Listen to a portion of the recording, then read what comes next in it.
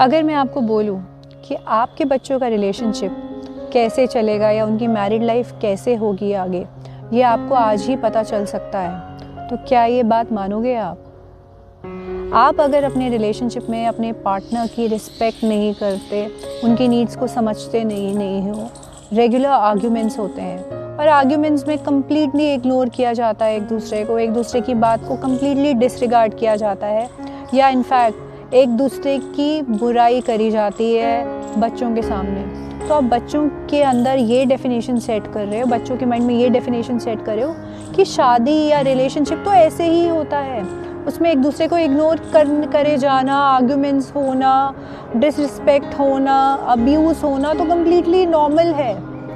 अगर आप अपने पार्टनर की रिस्पेक्ट करते हो तो आप बच्चों के माइंड में ये डेफिनेशन सेट कर रहे हो कि यस, पार्टनर की रिस्पेक्ट करनी चाहिए, रिश्ते में एक दूसरे को प्यार देना चाहिए, एक दूसरे को रिस्पेक्ट देनी चाहिए, अप्रिशिएट करना चाहिए, नीड्स को समझना चाहिए। तो अगेन आप ये डेफिनेशन सेट कर रहे हो कि यही चीज़ नॉर्मल है, यही एक्चुअल रिलेशनशिप होता है जिसमें प्यार और रिस्पेक्ट होता है। तो वो भी अपने पार्टनर की रिस्पेक्ट करेंगे, प्यार करेंगे और प्यार से रिलेशनशिप चलाएंगे।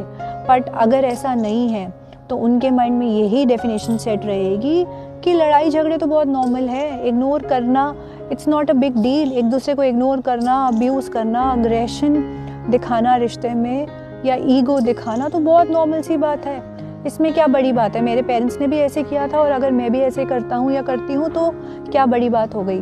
बट इमेजिन जब वो अपने रिश्ते में ऐसे करेंगे अनदर 10-20 ईयर्स फ्रॉम नाउ, तो क्या उनका रिश्ता चलेगा? उस समय क्या उनका पार्टनर बर्दाश्त करेगा जो आपका पार्टनर आज बर्दाश्त कर रहा है? बिल्कुल नहीं। उनका रिलेशनशिप तब बिल्कुल नहीं चलेगा और आप ही जिम्मेदार होंगे उनके सेपरेशन या डिवोर्स के लिए। सो अगर जो भी आप डेफिनेशन आज सेट कर रहे हो, जो आप अपने रिश्ते में कर रहे हो, वही स्टैंडर्ड सेट कर रहे हो अपने बच्चों के माइंड में एक आइडियल रिलेशनशिप का, क्योंकि आप ही आइडियल हो अपने बच्चों के लिए। सोच समझ के करो सब कुछ।